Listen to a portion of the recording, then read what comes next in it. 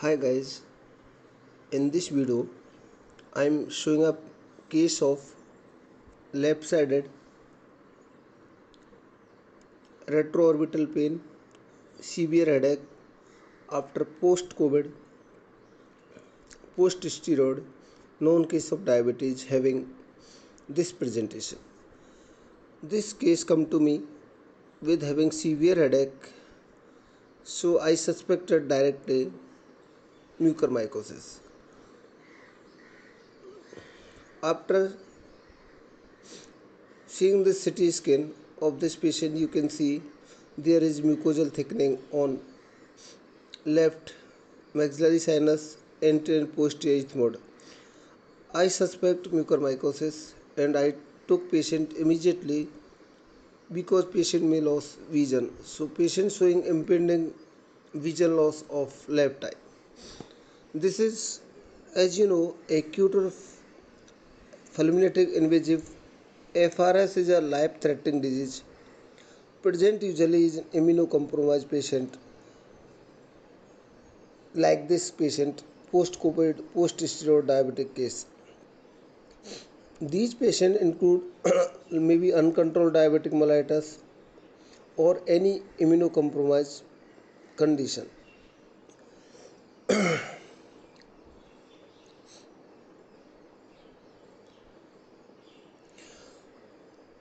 These myotic infiltration of blood vessels leading to vasculitis and thrombosis, tissue infarction, hemorrhage and acute neutrophilic infiltration may lead to severe tissue necrosis and blackening of the terminates middle meatus and anterior ethmoid full of yellowish and blackish tissue of mucor. Mostly it is caused by mucor species like rhizomucor and mucorales. Sometimes this may be caused by aspergillus also.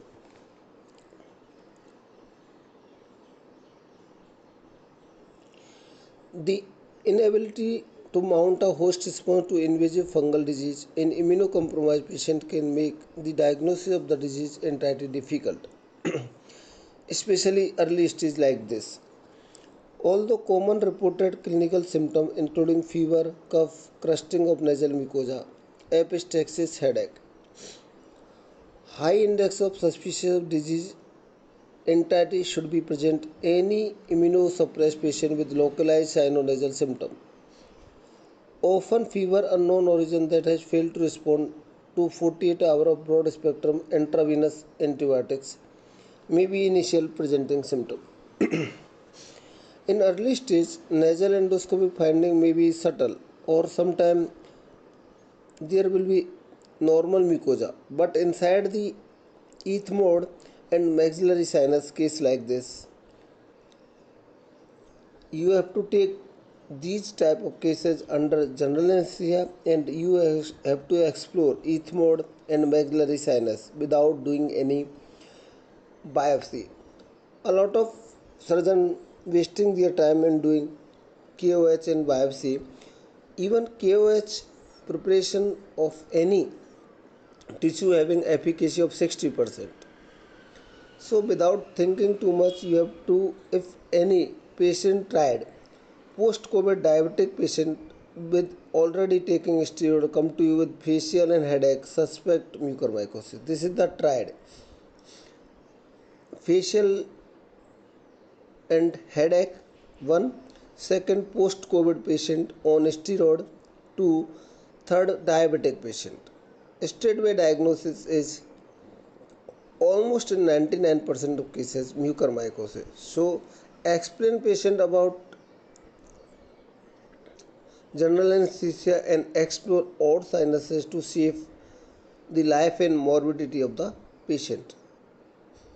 If you suspect, go for MRI PNS contrast. It will definitely tell you this is mucor or not, and this is devascularized tissue, you have to debride it. So it is very important to take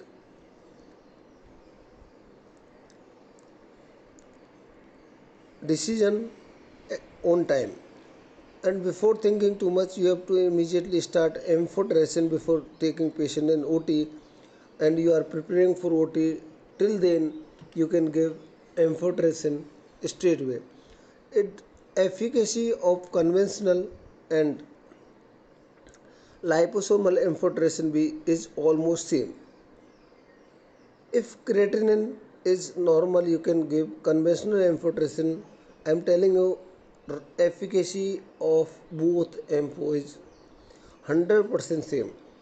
If patient having any creatinine level high or nephrotoxicity, then you can think about liposomal amphotericin and start immediately on clinical ground. Mucormycosis is clinical disease. You have to diagnose clinically before doing biopsy and MRI. So, without wasting time, you have to start amphotericin B.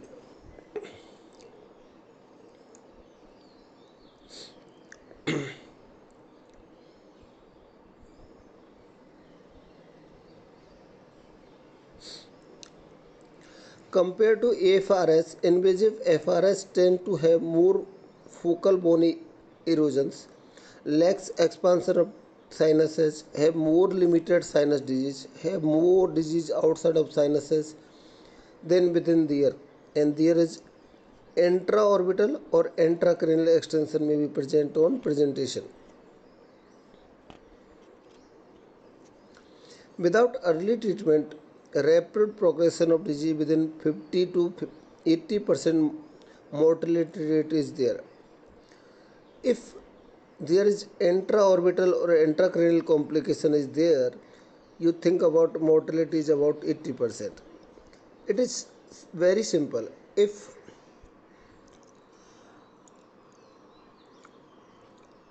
MRI showing there is intracranial or intraorbital invasion is there, mortality is about 80%. If there is no invasion of it is localized disease in the sinuses, then survival rate is 80%. It is very simple. As you know, this amphotericin does not cross blood-brain barrier. So once invasion of brain, you have to resect it and think about intrathecal amphotericin B. In intracranial extension of fungus, mortality is about 90% because ampho is not going to work in brain. So you have to think about alternative route like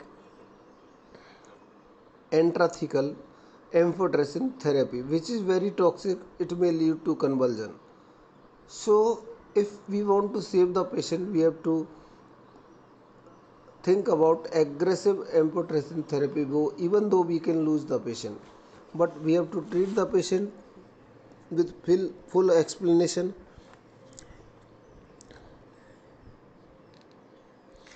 Prior to definitive identification of causative fungi, empirical treatment with intravenous amphotericin B or broad-spectrum antifungal agent has been recommended. Once a causative fungal species has been identified, use of any according to the species you can start. Like if it is Aspergillus, you can give voriconazole. If it is mucor, you have to give amphotericin B.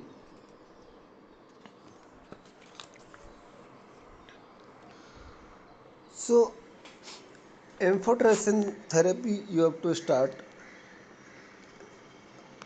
Conventional amphotericin B, ampho B, you can give 50 milligram ampho B fungizone in diabetic patient in distilled water, 50 ml distilled water, 50 milligram ampho, 10 ml per hour infusion pump. Because if we are giving it in 5% dextrose, it is going to increase the blood sugar level of the patient. And this ampho B should not be given in NS because it making the particle which insoluble particle in the normal saline. So you can give it in this in dark room in distilled water because by 10 ml per hour infusion, it is better and efficacy will be almost better by giving in 5% dextrose. So what I am practicing, I am giving 10 ml 50 milligram conventional amphotericin B if creatinine is normal in 50 ml distilled water by infusion pump 10 ml per hour. And second day you can increase the dose according to the weight of the patient. On second day we have to give 1 milligram per kg conventional amphotericin B. If we are using liposomal amphotericin B, the ideal dose is you can give 3 to 5 milligram per kg in distilled water 50 ml infusion. You can start 10 ml per hour. So infusion is same, only dose is different. If you are using amphotericin 50 milligram, conventional amphotericin dose is 1 milligram per kg. And if you are thinking about liposomal amphotericin dose is 3 to 5 milligram per kg, you have to give it by D5 if glucose level is normal. If it is glucose is higher than 300 ml, you can give in distilled water by infusion pump. That is better therapy than giving in 5% dextrose. So even though you are using amphotericin B conventional and patient is not affordable and creatinine level is less than 2, you have to give ampho therapy. You have to infuse normal saline before giving amphotericin to prevent the nephrotoxicity of the patient. Ampho can start after giving 1 liter of NS and you have to start 60 ml per hour NS after giving amphotericin also. You have to continue the hydration of the patient so that we can prevent the nephrotoxicity by amphotericin B therapy. This amphotericin B is very toxic and nephrotoxic, even it may lead to fever, chills, anemia. But if you are giving conventional amphotericin, you are monitoring potassium, creatinine daily. So you have to correct potassium daily, and if creatinine level is going more than 2, you can stop amphotericin B for day or two until your creatinine level is below 2, then start again ampho B. As you know, if you are stopping after giving 3 to 5 days of amphotericin B, you can stop 1 or 2 days because the half-life of amphotericin B is about 15 days. So after 1 day stop or 2 day stop, it doesn't make any difference after giving 3 to 5 days. But total duration of therapy is about 30 to 35 days. You have to give amphotericin B, and after that you can find if endoscopic finding there is no new disease or it's not it is resolving phase of mucosa, then you can discharge the patient on posaconazole therapy Picasa. On day 1 you have to give Picasa 100 milligram 3 tablet in the morning, 3 tablet in the evening, and on second day onward Picasa or posaconazole tablet you can give 3 tablet on day onwards. On fifth day you have to do posaconazole trough level. If your trough level is more than 1 milligram per deciliter in your serum, then you can discharge the patient on posaconazole, and total tablet you have to give about 50 tablet to the patient. It's about 15 days therapy after discharging your patient on posaconazole, and you have to monitor the patient at least for 3 to 6 months according to the need and according to the disease status of the patient. So this patient almost leading to vision loss, I took decision on immediately to take the patient immediately, even though this patient on ecospirin, as all post-COVID, post-diabetic patient physicians are putting on ecospirin. So I have to take decision according to that. As you know, in this scenario, in this epidemic, a lot of patients having mucormycosis, post-COVID, post-diabetic patient. To prevent the episode or mucormycosis in these type of patient, you can give posaconazole tablet, 3 tablets per day during your COVID therapy of steroid therapy to prevent the mucormycosis in these type of the patient. So you can give posaconazole, that is very safe drug, for 15 days to prevent mucormycosis of all COVID cases or non-diabetic on steroid. So this is very serious disease. We have to think seriously. In this COVID scenario, we are facing a lot of cases of mucormycosis. So according to that, we have to treat mucormycosis. Thank you so much. Hi guys, in this video I am showing a case of left-sided retroorbital pain, severe headache after post-COVID, post-steroid, known case of diabetes having this presentation. This case come to me with having severe headache, so I suspected directly mucormycosis. After seeing this CT scan of this patient, you can see there is mucosal thickening on left maxillary sinus, anterior and posterior ethmoid. I suspect mucormycosis and I took patient immediately because patient may lose vision. So patient showing impending vision loss of left eye. This is, as you know, acute or fulminating invasive. FRS is a life-threatening disease. Present usually is an immunocompromised patient like this patient, post-COVID, post-steroid diabetic case. These patients include maybe uncontrolled diabetic mellitus or any immunocompromised condition.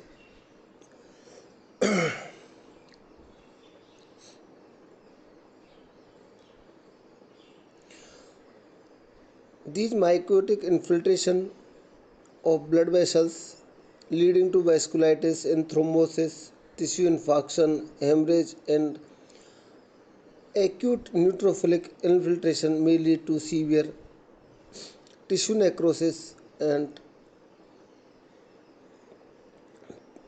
blackening of the terminates, middle meatus and anterior ethmoid full of yellowish and blackish tissue of mucor. Mostly it is caused by mucor species like rhizomucor and mucorales. Sometimes this may be caused by aspergillus also.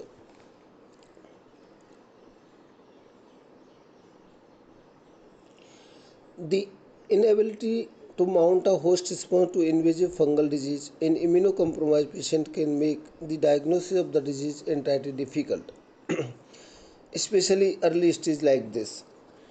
Although common reported clinical symptoms including fever, cough, crusting of nasal mucosa, epistaxis, headache, high index of suspicion of disease entirety should be present any immunosuppressed patient with localized sinonasal symptom.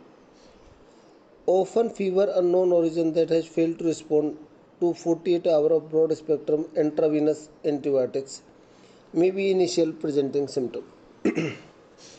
In early stage, nasal endoscopic finding may be subtle or sometimes there will be normal mucosa, but inside the ethmoid and maxillary sinus case like this, you have to take these type of cases under general anesthesia and you have to explore ethmoid and maxillary sinus without doing any biopsy. A lot of surgeons wasting their time in doing KOH and biopsy. Even KOH preparation of any tissue having efficacy of 60%. So without thinking too much, you have to, if any patient tried, post-COVID diabetic patient with already taking steroid come to you with facial and headache, suspect mucormycosis. This is the tried. Facial and headache, 1. Second, post-COVID patient on steroid, 2. Third, diabetic patient. Straightway diagnosis is almost in 99% of cases mucormycosis. So explain patient about general anesthesia and explore all sinuses to save the life and morbidity of the patient. If you suspect, go for MRI PNS contrast. It will definitely tell you this is mucor or not, and this is devascularized tissue, you have to debride it. So it is very important to take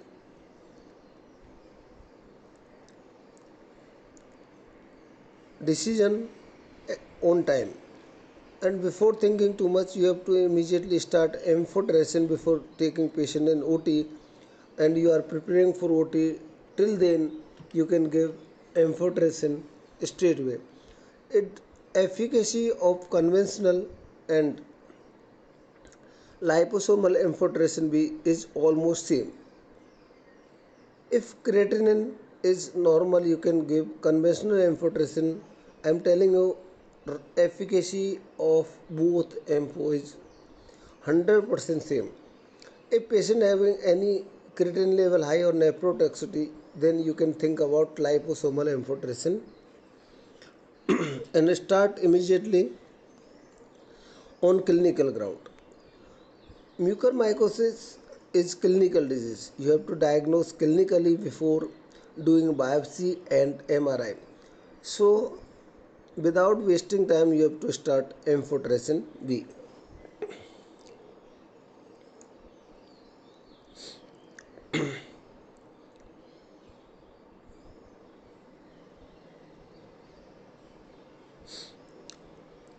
Compared to AFRS, invasive FRS tend to have more focal bony erosions, lacks expansion of sinuses, have more limited sinus disease, have more disease outside of sinuses than within the ear, and there is intraorbital or intracranial extension may be present on presentation.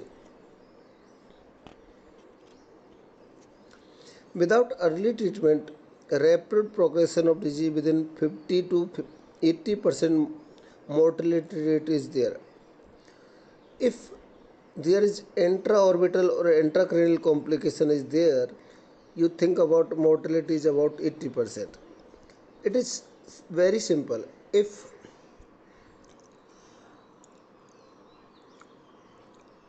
MRI showing there is intracranial or intraorbital invasion is there, mortality is about 80%. If there is no invasion of, it is localized disease in the sinuses, then survival rate is 80%. It is very simple. As you know, this amphotericin does not cross blood-brain barrier. So once invasion of brain, you have to resect it and think about intrathecal amphotericin B. In intracranial extension of fungus, mortality is about 90% because ampho is not going to work in brain. So you have to think about alternative route like intrathecal amphotericin therapy, which is very toxic. It may lead to convulsion. So if we want to save the patient, we have to think about aggressive amphotericin therapy, even though we can lose the patient, but we have to treat the patient with full explanation.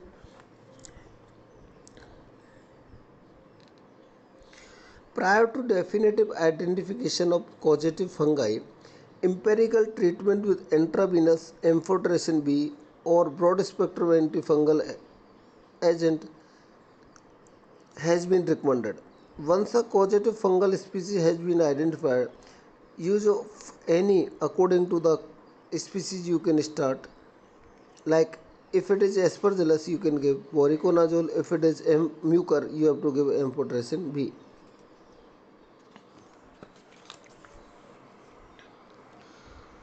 So amphotericin therapy you have to start. Conventional amphotericin B, Ampho B, you can give 50 milligram Ampho B fungizone in diabetic patient in distilled water, 50 ml distilled water, 50 milligram Ampho, 10 ml per hour infusion pump. Because if we are giving it in 5% dextrose, it is going to increase the blood sugar level of the patient. And this M4B should not be given in NS because it making the particle which insoluble particle in the normal saline. So you can give it in this in dark room in distilled water because by 10 ml per hour infusion it is better and efficacy will be almost better by giving in 5% dextrose. So what I am practicing, I am giving 10 ml 50 milligram conventional amphotericin B if creatinine is normal in 50 ml distilled water by infusion pump 10 ml per hour. And second day you can increase the dose according to the weight of the patient. On second day we have to give 1 milligram per kg conventional amphotericin B. If we are using liposomal amphotericin B, the ideal dose is you can give 3 to 5 milligram per kg in distilled water 50 ml infusion. You can start 10 ml per hour. So infusion is same, only dose is different. If you are using amphotericin 50 milligram, conventional amphotericin dose is 1 milligram per kg. And if you are thinking about liposomal amphotericin dose is 3 to 5 milligram per kg, you have to give it by D5 if glucose level is normal. If it is glucose is higher than 300 ml, you can give in distilled water by infusion pump. That is better therapy than giving in 5% dextrose. So even though you are using amphotericin B conventional and patient is not affordable and creatinine level is less than 2, you have to give ampho therapy. You have to infuse normal saline before giving amphotericin to prevent the nephrotoxicity of the patient. Ampho can start after giving 1 liter of NS and you have to start 60 ml per hour NS after giving amphotericin also. You have to continue the hydration of the patient so that we can prevent the nephrotoxicity by amphotericin B therapy. This amphotericin B is very toxic and nephrotoxic, even it may lead to fever, chills, anemia. But if you are giving conventional amphotericin, you are monitoring potassium, creatinine daily. So you have to correct potassium daily, and if creatinine level is going more than 2, you can stop amphotericin B for day or two until your creatinine level is below 2, then start again ampho B. As you know, if you are stopping after giving 3 to 5 days of amphotericin B, you can stop 1 or 2 days because the half life of amphotericin B is about 15 days. So after 1 day stop or 2 day stop, it doesn't make any difference after giving 3 to 5 days. But total duration of therapy is about 30 to 35 days. You have to give amphotericin B, and after that you can find if endoscopic finding there is no new disease or it's not it is resolving phase of mucosa, then you can discharge the patient on posaconazole therapy Picasa. On day 1 you have to give Picasa 100 milligram 3 tablet in the morning, 3 tablet in the evening. And on second day onward, Picasset or posaconazole tablet you can give 3 tablet on day onwards. On fifth day you have to do posaconazole trough level. If your trough level is more than 1 milligram per deciliter in your serum, then you can discharge the patient on posaconazole, and total tablet you have to give about 50 tablet to the patient. It's about 15 days therapy after discharging your patient on posaconazole, and you have to monitor the patient at least for 3 to 6 months according to the need and according to the disease status of the patient. So this patient almost leading to vision loss. I took decision on immediately to take the patient immediately, even though this patient on ecospirin, as all post-COVID, post-diabetic patient, physician are putting on ecospirin. So I have to take decision according to that. As you know, in this scenario, in this epidemic, a lot of patients having mucormycosis, post-COVID, post-diabetic patient. To prevent the episode or mucormycosis in these type of patient, you can give posaconazole tablet, 3 tablets per day during your COVID therapy of steroid therapy to prevent the mucormycosis in these type of the patient.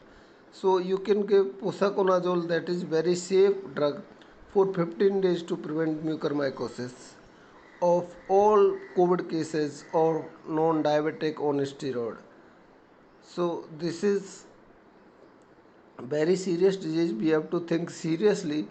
In this COVID scenario, we are facing a lot of cases of mucormycosis. So according to that, we have to treat mucormycosis. Thank you so much. Hi guys, in this video I am showing a case of left-sided retroorbital pain, severe headache after post-COVID, post-steroid, known case of diabetes having this presentation. This case come to me with having severe headache, so I suspected directly mucormycosis. After seeing the CT scan of this patient, you can see there is mucosal thickening on left maxillary sinus, anterior and posterior ethmoid. I suspect mucormycosis and I took patient immediately because patient may lose vision. So patient showing impending vision loss of left eye. This is, as you know, acute or fulminating invasive. FRS is a life-threatening disease. Present usually is an immunocompromised patient like this patient, post-COVID, post-steroid diabetic case. These patients include maybe uncontrolled diabetic mellitus or any immunocompromised condition.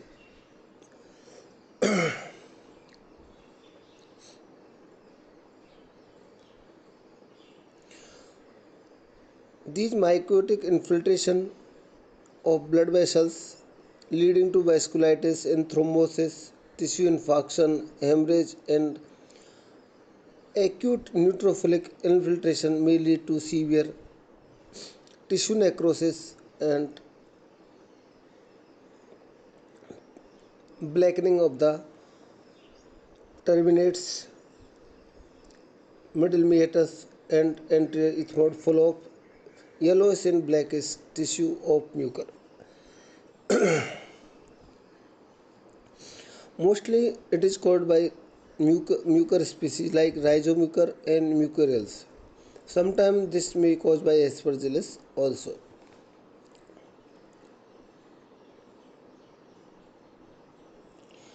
The inability to mount a host response to invasive fungal disease in immunocompromised patient can make the diagnosis of the disease entirely difficult, especially early stage like this. Although common reported clinical symptoms including fever, cough, crusting of nasal mucosa, epistaxis, headache, high index of suspicious disease entity should be present any immunosuppressed patient with localized sinonasal symptom. Often fever unknown origin that has failed to respond to 48 hours of broad spectrum intravenous antibiotics may be initial presenting symptom. In early stage, nasal endoscopic finding may be subtle or sometimes there will be normal mucosa, but inside the ethmoid and maxillary sinus case like this, you have to take these type of cases under general anesthesia and you have to explore ethmoid and maxillary sinus without doing any biopsy.